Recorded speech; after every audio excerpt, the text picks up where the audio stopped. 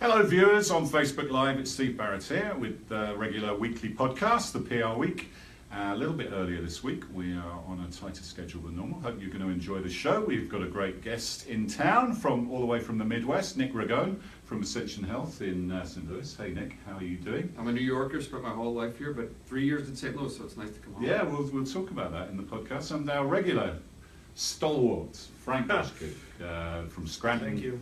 Yes. Pennsylvania. The most famous resident ever from Scranton. You say that like I'm a boxer entering that. Yeah. Well, it is a bit like that on the podcast, isn't it? You know, we're going to do battle. Metaphorical back and forth. Indeed. So yeah, we're just about to get going. If you've got some comments, questions, please ping them over. Otherwise, we will get started. So off we go. Hello and welcome to the PR Week, PR Week's regular weekly roundup of everything that matters in the worlds of PR and communications. My name's Steve Barrett, I'm the Editor-in-Chief of PR Week. Going to guide you gently through the next 20-25 minutes with our special guest this week, Nick Ragone from Ascension Health's Chief Marketing and Communications Officer. Nick, welcome. Thank you. It's good to be back home in New York. It's good to see you. I missed the great restaurants. Yeah, well, there's some good places in There are St. Louis. Great Italian food in St. Louis. Absolutely. Well, that's It's a hidden gem in the Midwest. You should come visit sometime. I have been before. I know. You weren't living there at the time. You haven't been there in a while? I'll come back. No, I definitely need to come this year, and I will do. And we got Frank Washkuch with us, our news editor, Good regular to be here. correspondent. How you doing, Frank? You're a Very fellow diehard Met fan. That's right. You got to ask me a Met question. I'll fit one in. We don't want to bring the mood down, guys. You know, come on. This is our year. Yeah, we want an upbeat show. But yeah, so we're going to get into what Nick is doing on the client side. I spent many years on the agency side, especially at Ketchum, and we'll talk about some of the big issues in health and public relations. And then we'll talk a little bit about the Super Bowl, big game this Sunday, and anything else that's sort Go of Giants. and get anything else that catches our attention over the next 20 minutes. So Nick, you not only did you move to the Midwest, you took on a client role, but then you actually took on marketing as well. So talk us through that. How's the adjustment being, one, going onto the client side, but then also taking on marketing and communications? Well, those are two big questions, and I'll start with the client side first. And I had been an agency lifer most of my career. I think I spent 12 years with Ketchum, and then was running their DC office up here in New York for a long time, and then got an opportunity through just sort of fell in my lap, and went to St. Louis 3 years ago to take on the Chief Communications Officer role at the time. And I can tell you, it's funny, I think about this a lot, the difference from going from an agency to in-house. And I talk to some of my former agency colleagues, and I say, you won't really know what great client service is until you are the client. You understand sort of the ecosystem of how to manage. In our case, we have 150,000 employees, we're in 25 states, we're a $22 billion organization. So listeners, he's getting his key messages over. No, I'm just saying, it's a large ecosystem, and I wish I had known when I was on the agency side what I've learned in 3 years on the client side about what it is that truly, you know, kind of the day-to-day struggle you have as a Chief Communications Officer now in marketing, and how agencies can provide great service. And it's, you know, when you're on the agency side, you think, let me listen to what the client says and try to react to it.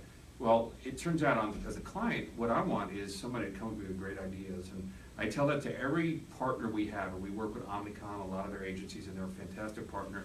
But I'm always looking for the next great idea, and I don't care who you are. If you have a great idea, I will listen. Tell me something I don't know. So that really is true, don't it? It's absolutely that true. is a mantra, but people, you're right, people do get in their channels, do what they've done, and they might have the flavor of the month, the thing that everyone's buying. What am I selling this month? What's hot? So do you think it's better to start with the agency side and then go in-house, or I think so. I mean, I feel like now, especially as Chief Marketing Officer, part of my job is managing our agencies, because there is an inordinate amount of skill and talent expertise with agencies, and agencies are critical to getting great work done. But unless you've been in that environment, it's hard to know how to manage that. And we're lucky that we work with Omnicom and Rob Lorfick at Omnicom, and he really pulls it all together for me. But I would recommend that anybody, spending a whole career on the client side, I think you're going to miss a piece of the puzzle, which is how to work, how to bring together best practices and teams, and also how to be in the mix of kind of the intellectual give and take that an agency provides and be on top of stuff. And I also rely on my agencies now to be a window for me into what's going on in the industry. Of course, with PR Week, I read it religiously, but you know, it's hard to keep on top of everything, because you know, I'm inside of an organization, I'm thinking about different things, and I need my partners and others in the industry to keep me apprised of the latest and greatest. What actually surprised you the most when you moved from one side to the other?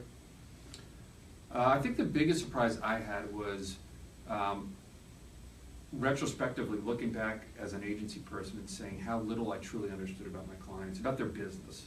Meaning, when I got inside of Ascension, to understand how a big, diverse healthcare portfolio makes money and survives, you really need to learn the business. And so I've really gotten under the hood of the car to understand what it is that we do every day and how we, you know, provide healthcare to people. And there's no way to truly understand that as an agency person unless you take the time and spend time on site and really trying to understand what it is that makes this organization run. And especially if you're on the agency side and you have 6 or 7 or 8 clients, it's really hard to know those clients better than the client knows. Which you need to come up with those great ideas. Yeah, absolutely. And they might be in different industries. You're not always going to have them all in the same industry. So, looking back then, what's the advice? I mean, Harold Burson always used to say this, didn't he? You know, learn about business, learn about the fundamentals of business. Don't just be thinking about communications, but you're saying you've actually got to go even deeper than that. Got to go deeper. I mean, I'm lucky that I'm a lawyer by training, but you know, I tell a lot of people, a lot of students today who are thinking about getting into communications or marketing, get an MBA or get a law degree, because you need to understand the fundamentals of how business works, how the economy works. And then, if you're on the agency side, spend as much time as possible with the client on site, go through their financials if they're publicly traded, pour through everything you can get your hands on, really understand them, and more importantly, understand their competitive set. And you know, that's where our great agency partners, they don't know just Ascension, but they know everybody in our markets, and I really need, you know, I need to understand that, and my partners need to understand it, and it's a lot of work. And what about the adding on the marketing part of it? You know, there's a lot of integration, talk of ad people doing PR people buying media, everyone's doing digital and social and creating content. How has that transition been for you, taking on that element as well? It's been exciting because I took on the branding and marketing element because as Ascension, we're the largest hospital system, second largest hospital system in the country, and we're in the process of rebranding ourselves to Ascension. So formerly we were known in every one of our markets by our local brands. And so when it's all said and done, it'll be the largest rebrand, I think, in the provider space ever.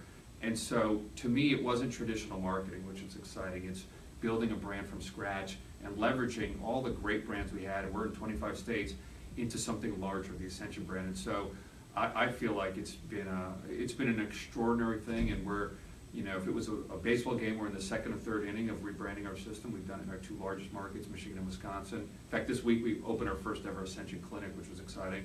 And it'll be a few more years, but when it's all said and done, to win in healthcare in the future, you need to have a direct relationship with the consumer, which is something in the past you really didn't have to do, because in most markets you have a couple large providers, a couple large payers, and people had to come to one or the other. And we know now, going forward, consumers have much more choice, and it's not just from providers, it's from payers, it's from Walgreens, it's from CVS, it's from Google, it's from wearables. And so we need to have a relationship with consumers, which means we need to have a strong brand. And there's a consultant in our industry that I listened to a few weeks ago, and he said, in the past, the big differentiators in healthcare and in provider space have been quality and price. Going forward, it's going to be brand, access, and convenience. And that's different, right? That's more like the retail space. That's more like the CPG space or service space. And that's a different mindset shift. And so I feel blessed that it's an exciting time to be in healthcare, especially with the rebrand. How are you changing your communications and your marketing to adapt to that field, and where does PR fit into that specifically? So it's funny. Right now we're reviewing our marketing mix model, and it's migrating, I can tell you from a very macro level, it's migrating more from what we would call traditional media, which in the healthcare space, it's a lot of TV and a lot of billboards, into digital, because analytics is everything. Understanding the value of every dollar you spend is key, and so digital spend is really good because it's the most measurable, and we're embedding analytics into everything we do. It's not to say that we're abandoning traditional media, but we're certainly migrating a lot more towards very specific things. And what I tell people is I need to deliver the right piece of content at the right time to the right person, and I need to measure it. And more times than not, the most effective way to do that is through digital, because you can be very targeted and very specific. Now, that's not to say we're not investing in brand building. That takes traditional media and everything else. We are doing that, but more and more, as we have a direct relationship with the consumer, we're using digital tools. And I also tell a lot of up-and-coming marketers, You know, they ask me what classes should I take, and I say, get an MBA and study predictive analytics and predictive modeling, because that is the future. Whoever has my job after me is going to be a quant. It's not going to be a creative. Yeah, interesting stuff. What about content? You know, everyone's talking about branded content, branded films. That might be the flavor of the month, what people are selling, but it's a great way to present yourself and be a media owner. Richard Edelman was on the show last week saying brands need to be media owners, especially in the current environment where, you know, the media is being almost sidetracked or superseded. What about that? How do you measure the benefit of that, you know, from the client? We're a big believer in brand journalism. It's not as measurable, so it falls under the rubric of brand building, but we have a great video production team at Ascension, and we do a lot of our own original reporting, and it's lightly branded, and it's, you know, we're lucky we're in the healthcare space. We get to tell great stories about people and how we're changing their lives, and so I'm a huge believer in branded content, but I think it's there to help us create our brand. It's not there necessarily to drive patient referrals. That's digital, that's CRM, but I still believe, and to answer, I forgot to answer the earlier part about PR, where does it fit into the mix? PR is still critical because it gives you that earned credibility filter. And while marketing is great, we know marketing is what you say about yourself, and PR is still what are others saying about you. And reputation and thought leadership and PR are critical. We're measuring it more, and I would say to all my cohorts on the agency side that still do earned media, you know, you need to put more rigor around measuring the impact of earned media, but it will always be a vital part of the mix, and especially now, it's even more important. So, you're talking about healthcare, clearly going through another period of amazing change. The Affordable Care Act looks like its days are numbered. There's going to be a new healthcare system. As a player in that market, what are you expecting to see? How are you reacting to that? And how are you going to be communicating around it? And is it changing the positioning of your brand, or how do you navigate through that? Well, unfortunately, I left my crystal ball in St. Louis, so I can't answer that part. But I'll tell you that we view it as, we're a large system, we're in 25 markets, we serve millions of people every year. We still need to be a safety net in our communities, meaning we believe in access to care for everybody, affordable care and quality care. And so whether the ACA is in place or not, we're still going to do the same things that we're doing. And we've been very outspoken publicly about the need for affordable care for everybody, quality care, affordable care. We've been very outspoken about the need to control pharmacy prices, drug prices, which are a big variable in the cost, not only for providers, but everyday people. I mean, you know, we've seen the headlines, you know, drug prices are soaring out of control, and it's impacting all of our ability to deliver care, so we're still talking about that. We're talking about the need for Medicaid expansion. Is anything specific you're going to do on that? Yeah, we've been doing a lot of advocacy inside the Beltway. We've been doing a lot of thought leadership, a lot of op-eds, a lot of grassroots campaigning. I think we're going to continue to do more, and we'll talk about that in the future, but we believe that we need to give voice to our patients in our communities, 25 states, a lot of rural communities, who cannot afford drugs. And we are advocates for affordable care for everybody. And so we feel like, as the largest Catholic system, we have a fiduciary duty to everybody to be an outspoken voice on the need to control that cost, and we're going to continue to do that. And every communicator now, in-house communicator especially, must be working out what they do should they get caught up in the President Trump Twitter crosshairs. You know, they're up at 3 in the morning, so checking out what's being said. Lots of CEOs have been in to see the president already. There seems to be a different attitude to business, for sure. There's certainly a different attitude to global business and globalization. How do you, as an in-house communicator, make sure you're ready when something, should something happen, you can't just react on the moment, can you? You've got to have something in place. I mean, it's an exciting, changing, different time for public affairs. I think about my agency colleagues. I used to run Ketchum's DC office and how interesting it must be now to do public affairs. But as a marketer inside of a large healthcare company, I mean, we think about staying on message all the time, and not in a bad way, but in a good way, that we know what we stand for. We stand for affordable care, access to care, quality care. We speak for the largest, you know, we are the largest Catholic system, and we know who we are, and we know what we want to talk about, and we're, at the end of the day, it's not about us, it's about the communities that we're in and that we serve, and frankly, that rely on us, whether the ACA is there or not. These communities are still going to be there, we're still going to be there, and they still need access to care. I mean, people still need care, and so we stay on message and we talk about, you know, our ability to drive care. But how does that interact with getting the president, you know, interacting with the president, the new administration? I mean, we are very active in DC. We always have been. We've always been. During the Affordable Care Act, we were working with legislators on both sides of the aisle, and we still do that. And we have a very strong presence in DC, and as the largest Catholic system, we have now, not a pulpit, but we have a platform to talk about the things that are important to us, and we continue to do that. We're working inside the Beltway to make sure that there's access to affordable care. But if you're the CEO of Ascension or you're the CEO of Ford, how do you make sure that you're not the target of a 6 a.m. tweet? I can't speak for Ford or anybody else. I just know that we talk about the things that we've always talked about, and they're always about access to care, and we've opined about it in op-eds and others, and you can't control messaging that comes out of DC. You can only control your messaging, and we're pretty good at that. I mean, we have a great PR team that we're very disciplined about talking about the things that we should be talking about, and we've never controlled messaging coming out of Washington. You can't, but we're very good in that. We're lucky. We're not lucky, we're blessed that we have a mission that has been here for 200 years, and it defines who we are, so we don't have to search for who we are. We know who we are. So one of the other big changes for you is you've moved out to the Midwest from New York City. Very different vibe out there. Tell us what we should know about what the rest of the country's thinking, and would some of the media elites be a little bit surprised about what the rest of America's thinking if they were? Well, I if can't they were say to, it. Yeah, to go out and have a look. St. Louis is my adopted hometown of 3 years. As you can see, I still dress and love New York. I always will. There is a beautiful, vast country out there, and I had never spent a lot of time in the Midwest, and I can tell you that St. Louis is a hidden gem, as are a lot of Midwestern cities, and not only just great places to live, but there's also great PR culture. In St. Louis, you have Fleischman's headquarters there, you have Weber, but you have a lot of small agencies that do fantastic work, and I think sometimes the PR industry probably overlooks what goes on between New York and LA, Washington and New York and California, and there's a lot of great stories out there, a lot of great agency talent, a lot of great companies out there doing interesting things, and I do have the lucky privilege of, we're in lots of mid-sized markets like Tulsa, we're in Wichita, we're in Nashville, Tennessee, and in some market, Birmingham, where I could drive to, and I get to drive, and we have a vast, beautiful country out there. So you're well known for being interested in politics. You've written several books on the topic. We've just had a historic presidential election, a new president. What's your sort of take on that? I did. I've written 4 books on the presidency, and it seems like I got out of DC right when it got interesting. I think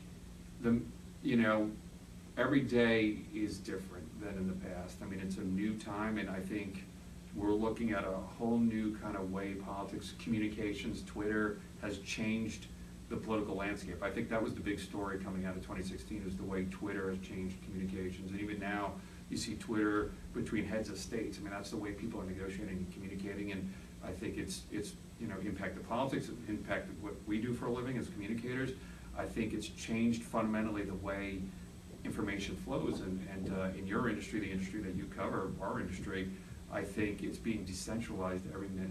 Meaning that, it's being more diffuse, and peer-to-peer conversation has overcome one-way dialogue from media to people, and I think it's fundamentally transforming our society. And yet Twitter has such a hard time turning a profit. That's quite the conundrum. Yeah. It is interesting.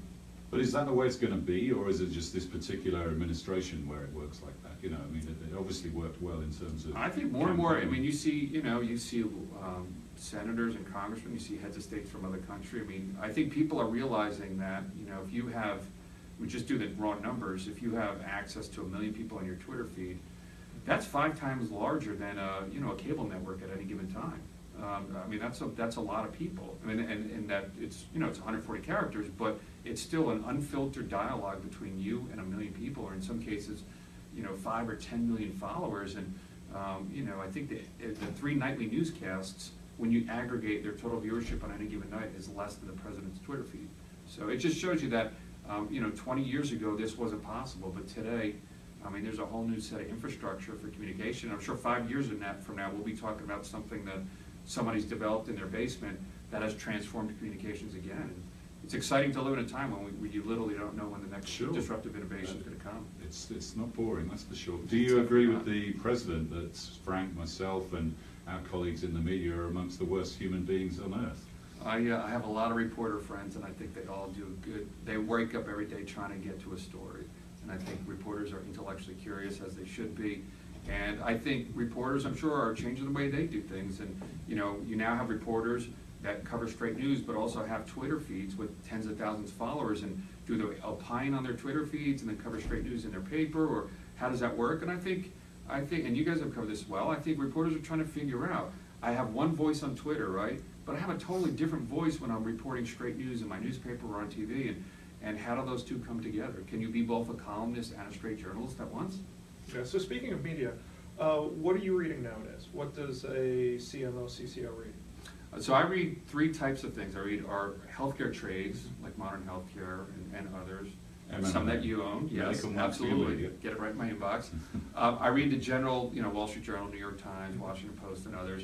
And then I read the marketing trades to see what we're up to, PRWeek, Ad Age, others, to see what the industry's doing. I will say that's probably the last of my reading every day, so sometimes I'm not always up to date on what the latest and greatest I need my partners, but trying to understand the healthcare industry, and then in a more macro way where the economy is and where consumer sentiment is. And I think any marketer has to be first a voracious consumer of information. You need to, I use Twitter, like I'm sure you guys do, as kind of an old RSS feed where it filters all the news that gets to me in between going to all the websites that I go to, and I still get the print edition of the Journal on time, so I'm still a little bit old school, and I have 2 TVs on in my office all the time.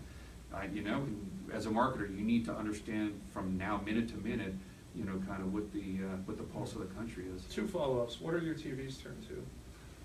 Okay, so I'm going to out myself a little bit. Okay. Usually from Thursday to Sunday, one of them's on the Golf Channel. Okay. Because there's a lot of news breaking on the Golf Channel. It's important. I go back and forth between CNBC, Fox Business, MSNBC, Fox, and CNN. So it's usually a rotation of those 5. And during the day, trading hours, I'll have CNBC or Fox Business on, and then after hours, I'll flip around from Fox News to MSNBC to CNN. Mostly to see how they're covering the same story, which is usually a little bit different, or in fact, are they even covering the same things? And more, if you have some of those networks side by side, it used to be that they were covering the different side of the same issue, and more it's now they're just on different pages. And you need to, as a marketer, you need to understand that. Mm-hmm. What do you make of Axios?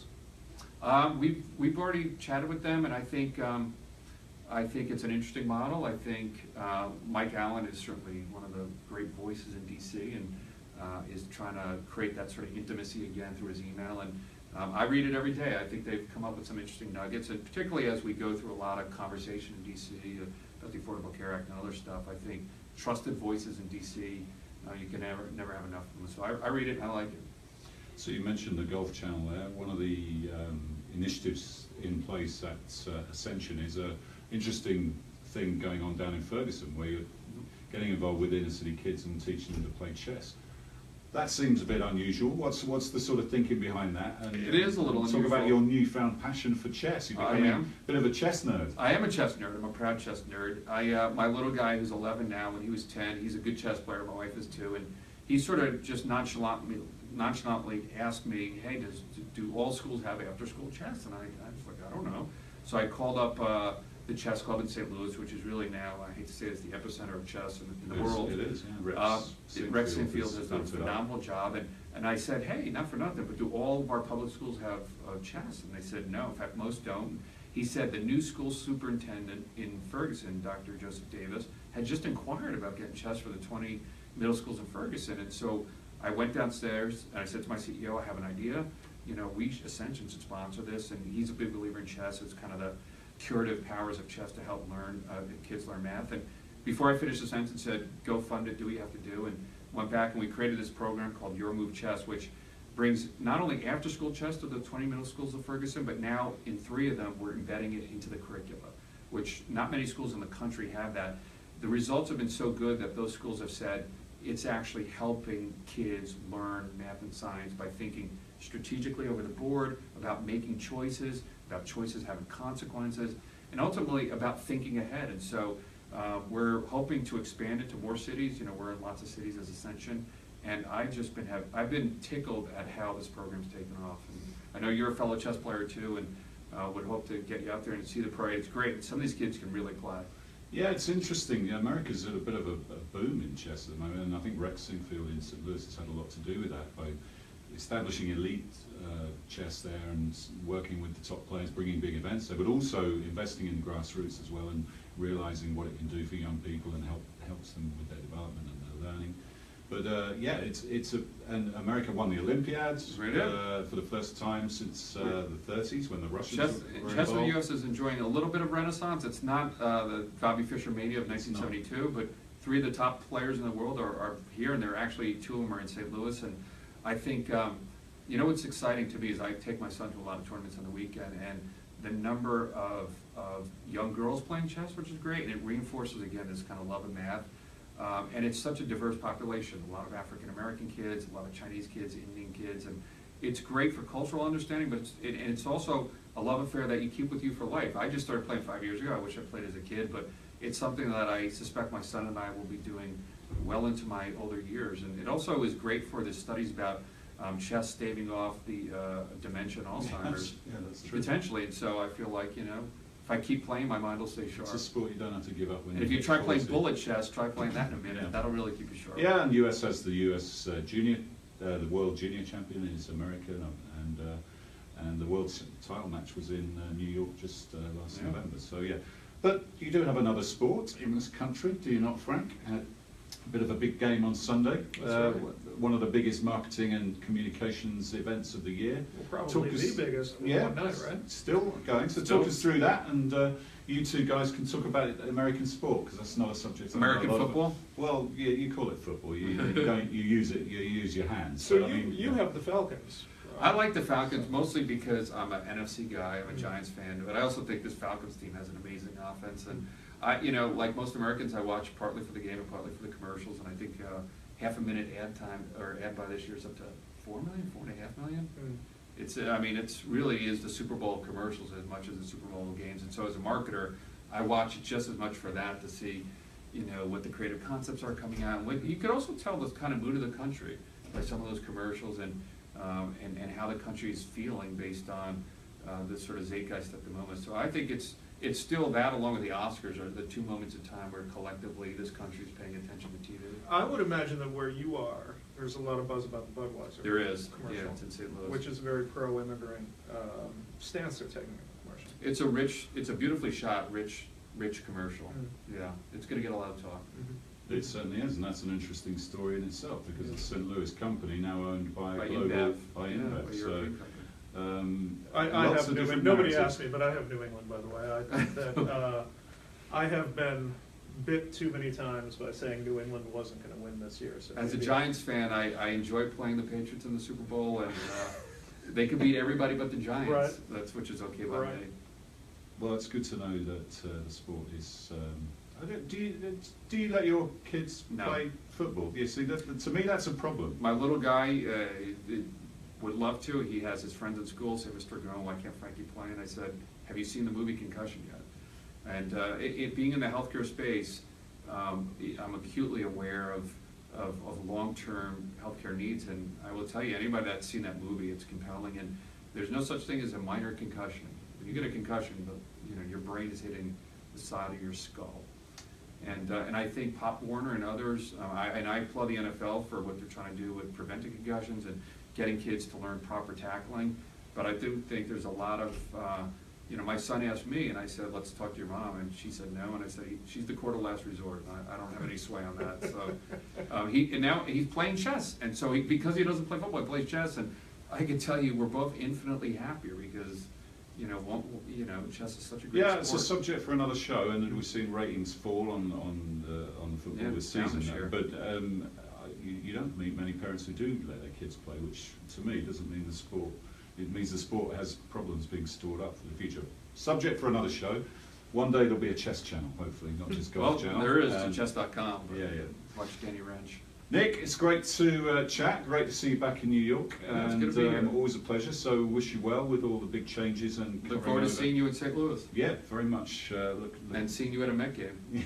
This is our year. Let's hope so. It should be. Thank you, Nick. Thank you, Frank. And don't forget, you've only got a few days left to enter our Brand Film Festival. The first deadline for that is on Feb 6th. Get your best ideas and brand films in. Really fantastic initiative. We'll have a gala screening in May. That's with our Sister Title campaign, where you can go and catch up on all the Super Bowl advertising news as well. So, but apart from that, we'll see you next time on the PR Week.